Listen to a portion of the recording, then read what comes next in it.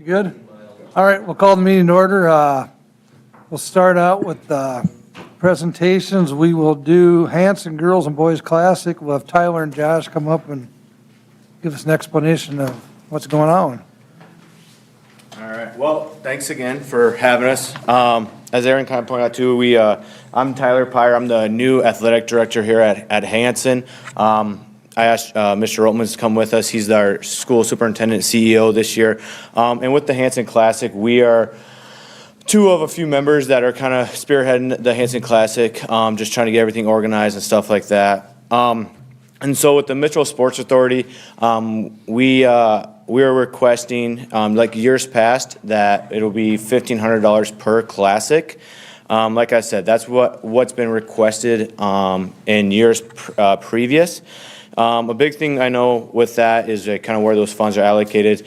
After kind of going through financials and stuff, that's where a lot of our hospitality room is taken care of with that donation, that sponsorship. So, of course, as you guys know, as everything nowadays, you know, the increasing prices of everything, that's the same thing that with that hospitality room, and what that provides is for coaches, officials, volunteers, you know, giving them something to eat and stuff like that. So, you know, another thing too is, you know, with that hospitality and everything, I know we want to talk about a little bit of what you know the Hanson Classic provides for the town of Mitchell, and I don't think that's any secret after doing it for 42 and 43 years.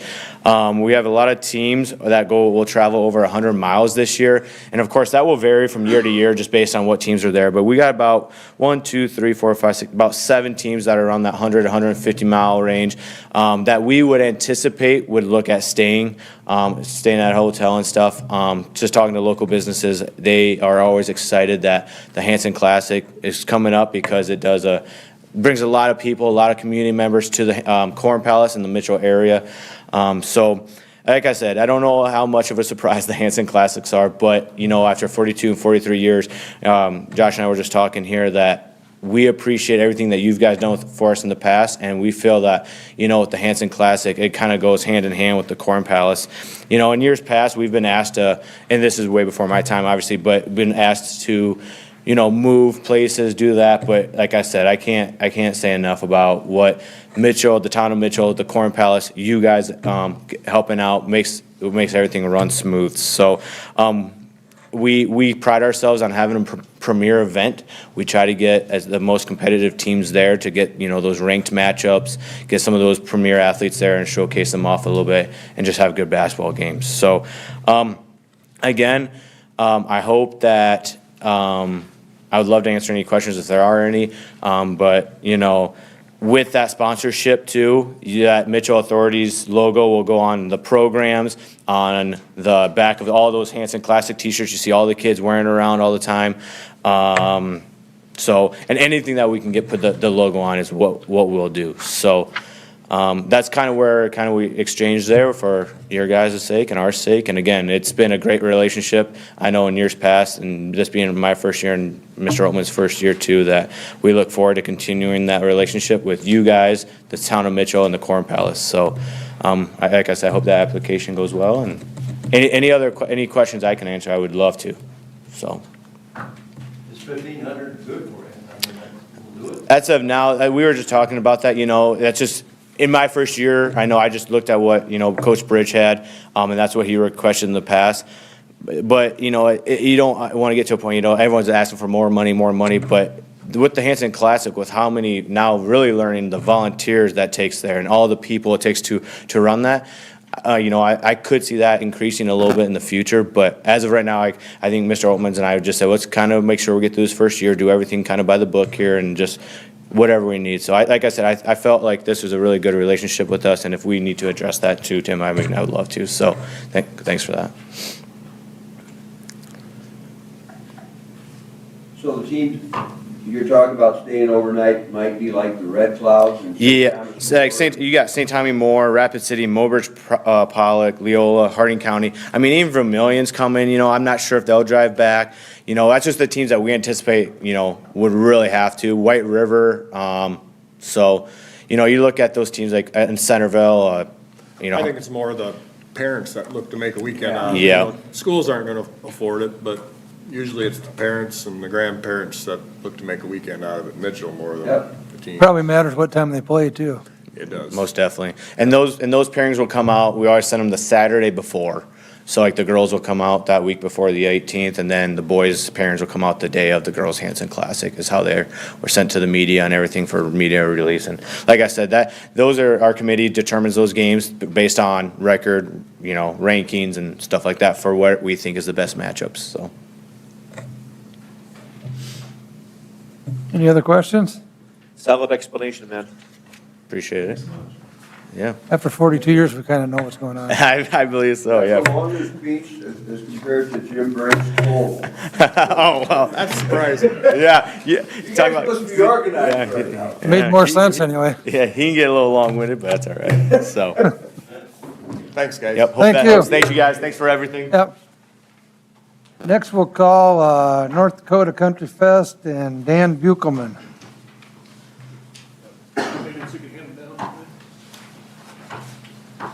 It's like 2 pages each. I flip-flopped them, so there's for everybody. I suppose I better grab one of those.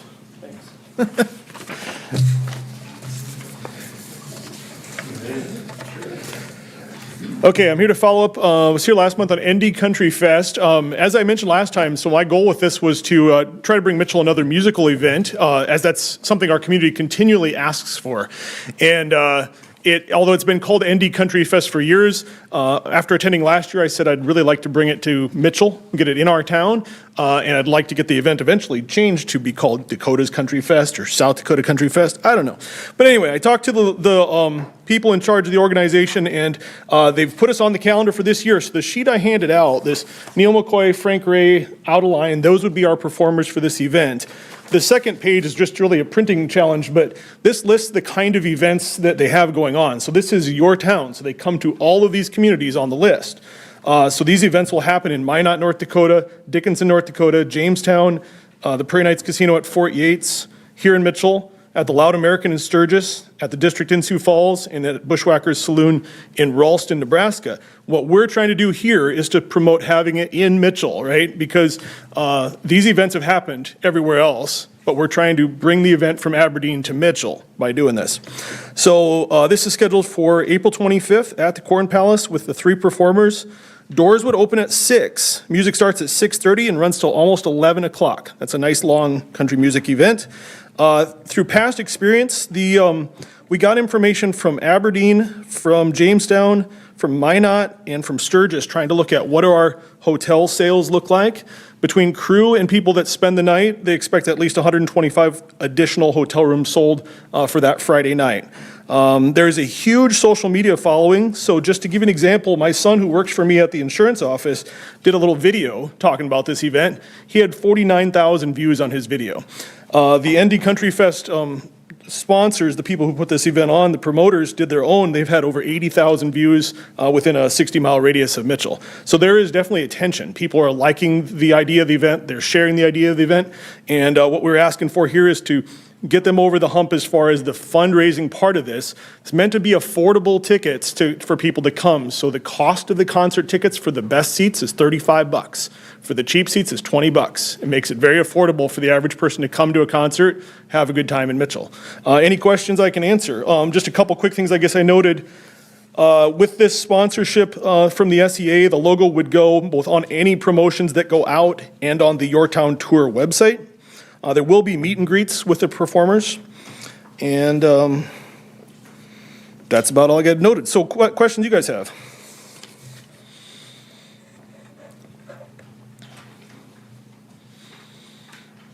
What's the cost to bring this group in?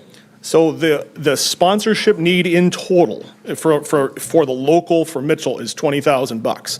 I myself, as a business owner, put up $5,000 in 4 locations, right? I wanted to have this event in South Dakota, so I sponsored $5,000 in 4 locations. That's how serious I was about bringing that here. I am talking to other businesses in town about sponsoring too, but SEA will help get us over the hump with that. And that's above and beyond ticket sales, obviously. And like in many locations, it's cheaper because beer is a big additional revenue stream, but here the Corn Palace sells the beer. That comes off the event cost, or the space cost, but the Corn Palace sells the beer, they get the markup on that. Mayor, the city's not tied into, this is a It's a private promoter. tied city. Yeah, we basically just, we're renting the facility to them, and then they're handling everything else on that. We'll just collect all the revenue from the concessions, from the beer and all that stuff. Ticket sales. And tickets, yeah, we're doing all the ticket sale, collecting and all that, and then once that happens, I think that gets forwarded onto the Country Fest. We're just like the venue. Yep, exactly. We have some things going for us because we can offer a facility cheaper than a lot of other places can. But then we kind of carve that off and taking the money away from the promoter in ticket sales and in beer where they'd make that up other places. So it's a questionable math for them until they've done it here. But this is the 7th year this event has happened around here. So you can see it could be a consistent thing and they don't expect to have to come back for lots of additional money in the future if we can sell a lot of tickets.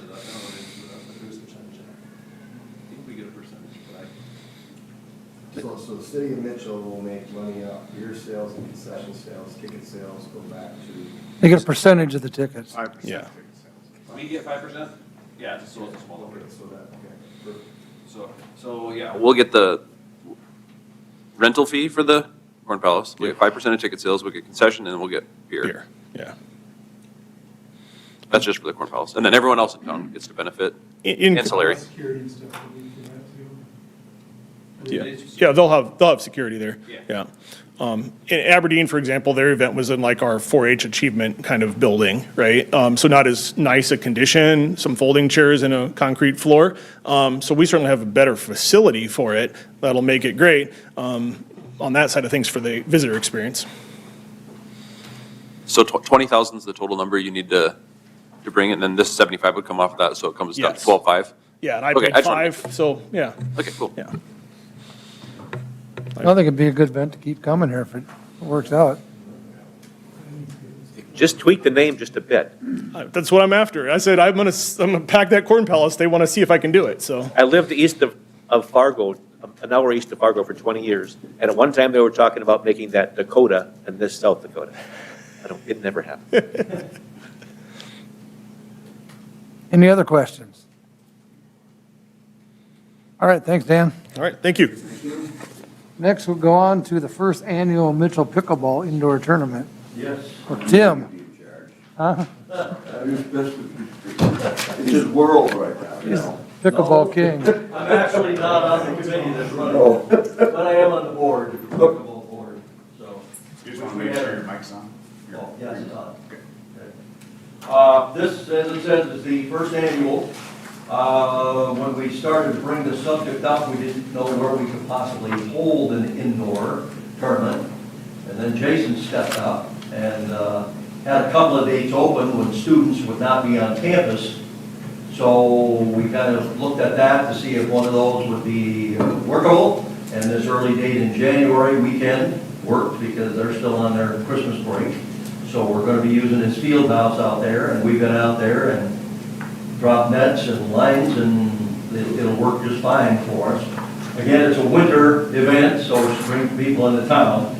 We didn't know how many we could get. We shot for 80 people, and I think we were going to get there awfully close there. I think the last I looked, we had 67 registered, maybe. I looked today, 72 is where we're at, So there's so. more coming, and more will come in before January. So these are teams then, or individual These people? are all individuals. All individual people. We've got a couple of really good players in Mitchell, James Wagner and his wife, that go to every tournament and usually place in the top couple, 3 in the pickleball tournament. So they go to Spearfish, they go to Sioux City, whatever. They've been a real nice contact because they've given us a little publicity. But we've had the social media and so on, and we included our poster that we put on social media and so on. So most of the divisions are full. We've just got some openings in a few. So it looks like we'll hit our 80 people. And our hope is to keep increasing. Maybe down the road, we'll not only use the one facility at Wesleyan, but the Christian Wellness Center too. I mean, it can grow as big as we can get it. And like any other tournament, it takes a while for people to know the weekend. We can stay on this weekend, which we probably will with Wesleyan because it works. people will get used to, oh yeah, Mitchell's tournament is there, and they may make time for it. Great off-shoulder event, or a shoulder season event. Yeah, yeah, exactly. I put together a little budget, a lot of this is speculation. As far as the prizes, it's not a big thing that they hand out any big trophies, but usually the tournaments that Wagners have gone to around the state in Minnesota and so on, they do some sort of gift cards. What it is you're in your own division. Pickleball, hopefully you play against people of your same caliber. So they call them 2.5, 3.0, 3.5, up to 4.5. That is your top level players. So we try to get the divisions equaled out. You play a round robin. So if all of us are in the same division, I'm going to go against everybody here. And then you add your scores together, and the top 4 make the semifinals. They play down, and usually prizes are awarded to first, second, and third place in each of the divisions, men and women. So that's what we're looking at as far as some expense there, and obviously facility and so on and so forth. So we came up with this for a budget. Oops, excuse me. So I'm asking for $2,500 just to kind of get us going, get us started. We'll see how it goes this year. It's an experiment, but hopefully that will work. And the rooms, I am pretty confident we're going to be well over that 50 rooms. There'll probably be more. Usually a husband plays, even if the wife doesn't play, she comes and they stay. So, and it's a Saturday, Sunday event. Yeah.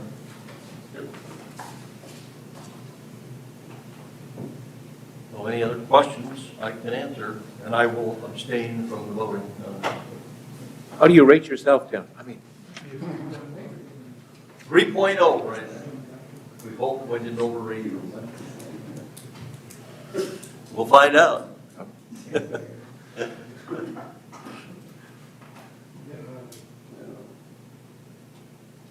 Any other questions? Okay, we will move on to the approval of minutes.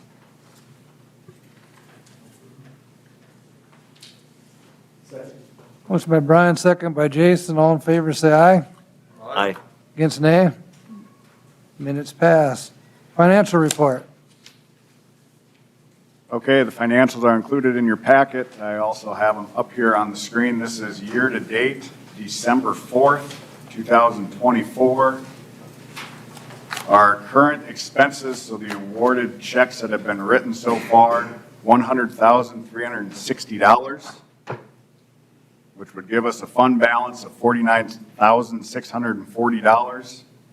We do have one awarded event that the check will be cut on Monday the 16th after the council meeting. That's the Dakota Owati Challenge. The awarded amount was $5,000. So the remaining current available fund balance, $44,640. Our bid for total collections by month. So these were the financials that were submitted in November for the month of October. It was $31,326. There is one establishment that's past due that we are working to get those collections. So the year-to-date total collections through November would be $290,632. That equates to 147,731 room nights. Our year-to-date comparison chart for the last 6 years, 2023, we're up 2.6%, which is 3,865 room nights. 2022, we're down 2%, which is down 2,971 room nights. 2021, we're up 1.3%, which is 1,884 room nights. 2020, we're up 21.3%. 2019, 0.5%, and 2018, 0.6%.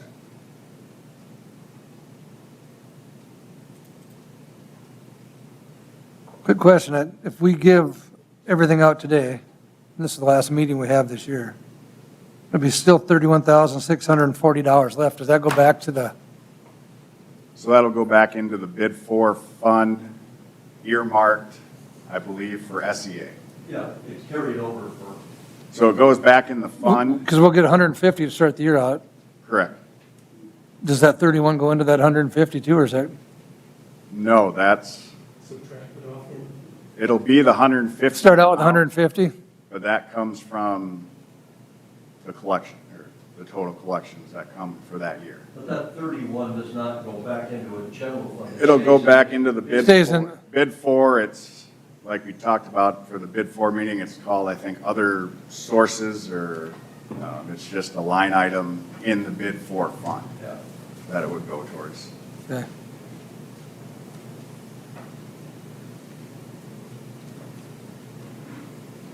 Any other questions on the financial report? Move for approval. Motion by Tim, Second. second by Kevin. All in favor, say aye. Aye. Against, nay. Motion passed. Evaluation forms and financial surveys. We have 2 evaluation forms with financials submitted here. The first one, I'll share a little bit, and then I'll have Jocko, but it was for the South Dakota State Amateur Baseball Tournament, August 7th through the 18th. 5 exceeded expectations. Gate-wise, financially, it was a record year. As always, Class B teams, there's 32, Class A teams, 5. Total room nights, 300 plus. In 2025, Brandon will be the host site, and then Mitchell will be the host site in 2026 and 2027. SEA awarded $5,000, which goes towards the hospitality, and then it's also used to cover the cost for the PA announcer. And then profits go back, it's a fundraiser for Mitchell Baseball, and go back, portions go back to Cadwell Park for improvements. I don't know if, Jocko, you have any? Well, I guess the only thing is, you put in there a record, and it was a record gate, but the tickets went up the last couple of years from $8 adult to $10 adult. And so even though it was a record gate, we still hold the record for most people at the whole tournament. And that goes back to 2016. But it was a very successful tournament, and we've kind of talked over the years, like, what's going to happen if Canova, if those guys from Canova get too old or whatever. And, well, now they are getting too old, and now the guys from Alec are getting old. We've had other towns that have stepped up, like Platt made it to the finals, and we had a gangbuster crowd Friday night, and Lesterville the year before. So if our really close area teams within 30 miles don't make it, we're still doing pretty good. And the fact that it's going to Brandon Valley in 25 has nothing to do with the association having a problem with us on anything. It just goes that we had it 7 or 8 years ago, and I made a point to the commissioners when they were deciding about 2025. I said, even though we had it here 7 years in a row, you got to understand, we took it 1 year from Sioux Falls because Augustana would not allow it on campus because it was the COVID year. And so we agreed to have it even though it was the COVID year. So even though we had it 7 years in a row, we kind of bailed you guys out by our city agreeing to have it during COVID. And so it has nothing to do with anything we did wrong. They just like to go to different places, and they've made that assured, we'll find out. I have no idea what the facility of Brandon, I know the facility, how that will work for them at all, but we have it back again in 26 and 27. So we're pleased with that. And the $5,000, that goes, a big part of that goes towards meals for the commissioners, and that bill usually ends up being $1,500 or $1,700. And then the host site is responsible for a PA announcer, and we kind of go above and beyond Call of Duty and get a really good PA announcer, Joe Van Gore from Vermillion. And so we have expenses with that. We pay for 5 it's either 5 or 6 hotel rooms for him, and that's over $600, plus we pay him to do it. So the money that we're getting from this group is being well spent for making it a good tournament. And we'll see what happens in Brandon next year, and we'll see if we get. I've already asked to get more than 26 and 27, but they don't want to go out any further than that. But, we have we have continued to make improvements out of Capitol Park. I mean, obviously, the roof this year was a huge hit, and the new press box was a huge hit.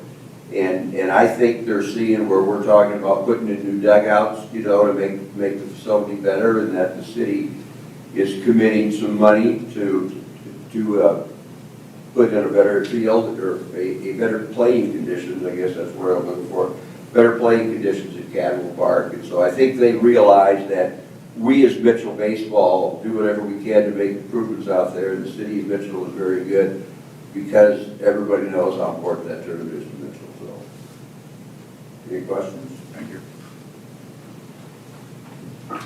No, it was a good tournament. Okay, the second evaluation form was for the Outcast Car Show. This was September 20th through the 22nd. Their event as well exceeded expectations. They estimated 3,000 spectator attendance. For their event over the weekend, they had 200 registered cars and club cars, 75 room nights. SEA awarded $1,500, which all that awarded amount went towards the awards for the winners of the car show. And then there was a profit. They included a P&L of $1,920.70, which will be put towards next year's show.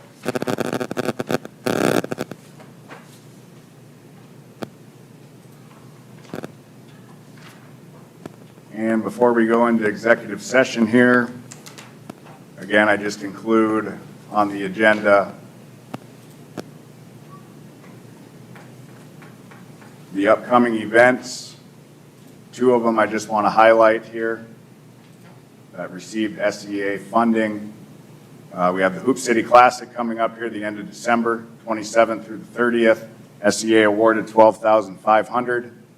And then most recently, South Dakota Fire Instructors Conference, that first weekend in January of the new year, 4th and 5th, at the Highland Conference Center.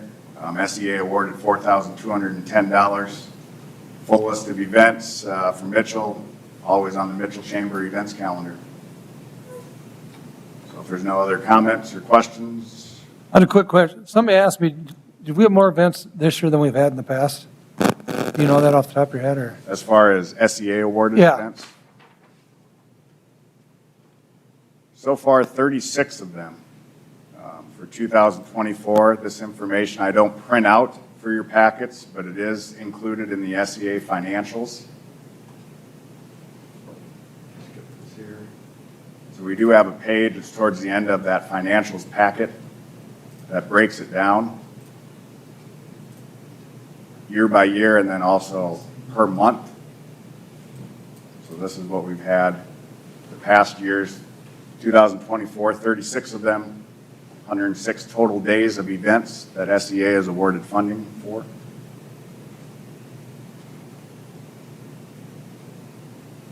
And then this would be the breakdown per month as well.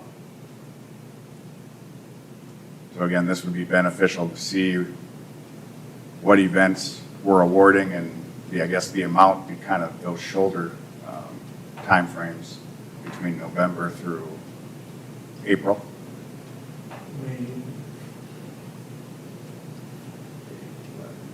17, looks like 20 of them, 20 out of, a little more, 20 out of 36 were during that November through April timeframe. Okay. Do you want to discuss, not at length, but anything that went on at the bid meeting that's kind of important to this group? I guess I would say that Jerry Thompson was taking a survey around of the hotel owners, but it's about only half complete, but he's going to have a report at the next meeting. And what he's asking them is how they would like their additional money. Again, we get 50 cents, but $1.50 stays in that pool for them, which is a chunk of money every year. And he's trying to get feedback from the other motels as to would they like to see it spent on facilities, on publicity, on advertising, on whatever, and get some idea. And his report so far that it was a little bit of everything. So Yeah, we can just kind of, again, briefly, but we can just start at the top of the bid for agenda that we had last year, or that we had last week. That financial, I guess, language that I was looking for, that extra 31,000 would go towards. Yeah. It's just, again, other sources within the bid for financials. So this 103,277 would increase by 31,000.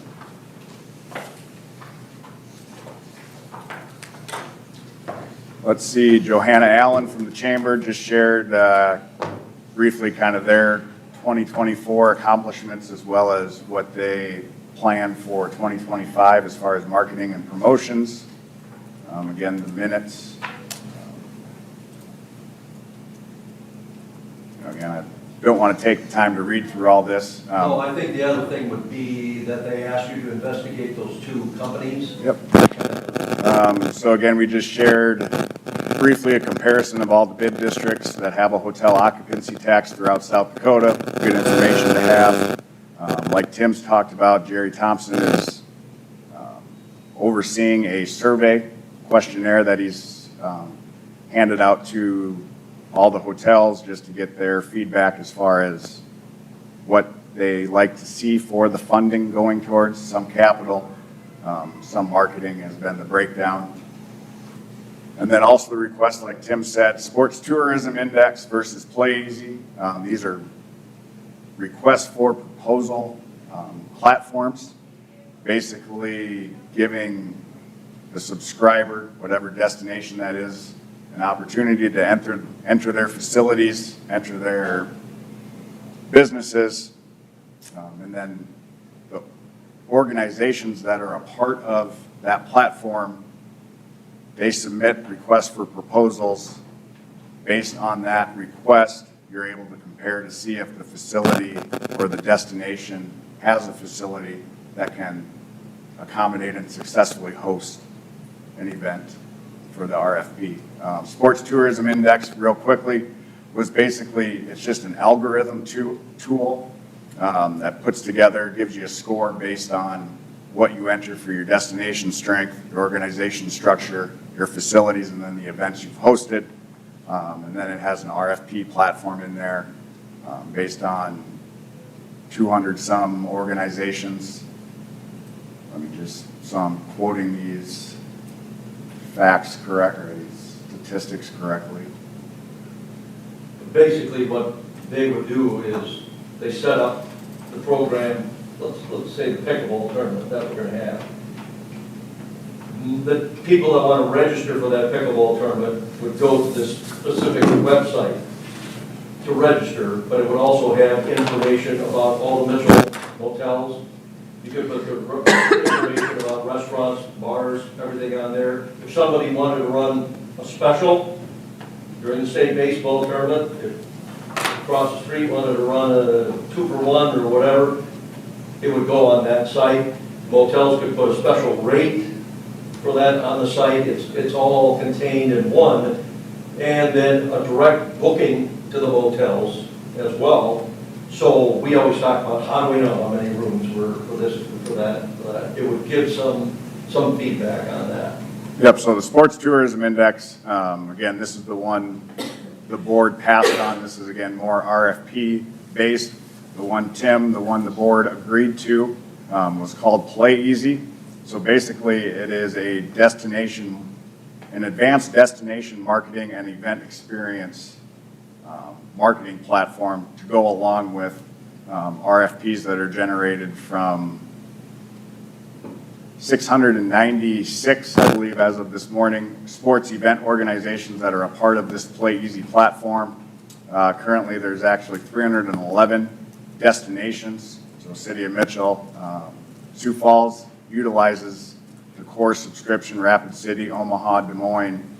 There's actually 7 in Minnesota that do, Boise, Idaho, Casper, Wyoming, that are a part of this platform that can bid for or compete for these RFPs that are submitted on this platform. And like Tim said, there's specific microsites for your hotels, for your businesses, your eat and play, quote, businesses throughout town. You obviously are able to event experience, so the awarded funding events for Sports and Events Authority, those are the microsites that will create specific for Hoop City Classic, potentially the ones that are here today, Dakota Wati Challenge, they'll all have event specific where the organization can communicate that to participants and spectators to go to this site, book their hotel through the microsite, and that way it would give us a little easier way to track those hotel bookings. And obviously, as you look at who's using it, we're talking a lot of events that we're too small to host, but there may be one or two or something that come up, during the course of the year that we could host. And the motel people felt $3,700 was the cost. $499.5, $4,995. But they felt it was worth their investment. Again, that's not coming out of our monies, it's coming out of the other $1.50 that they're collecting. But they felt it was worth giving it a try, so. Yep, so just real quick on the RFPs, there's 225 that were generated through the site. I've sorted through down to, I think, 73 that potentially, with other criteria, could potentially be suited and hosted successfully in Mitchell. The big factor with the RFPs with these platforms is room nights. A lot of them, again, you take 225, subtract 73, that's a bulk of the percentage. A lot of those that we don't qualify for, they're asking for over 1,000 room nights per night for these events.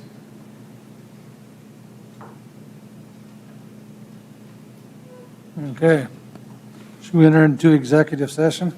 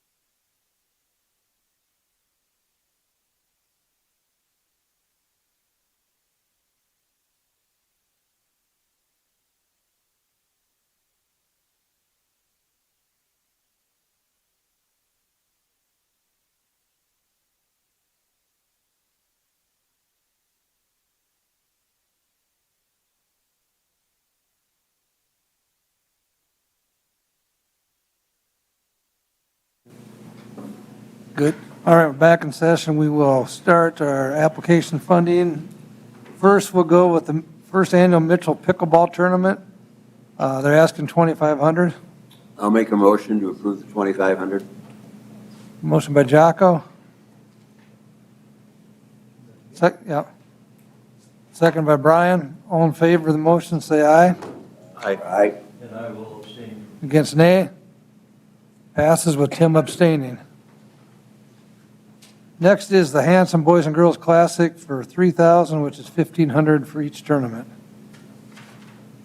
Vote for giving them 3,000 for the tournament. Motion by Brian, Second? second by Tim. All in favor of the motion, say aye. Aye.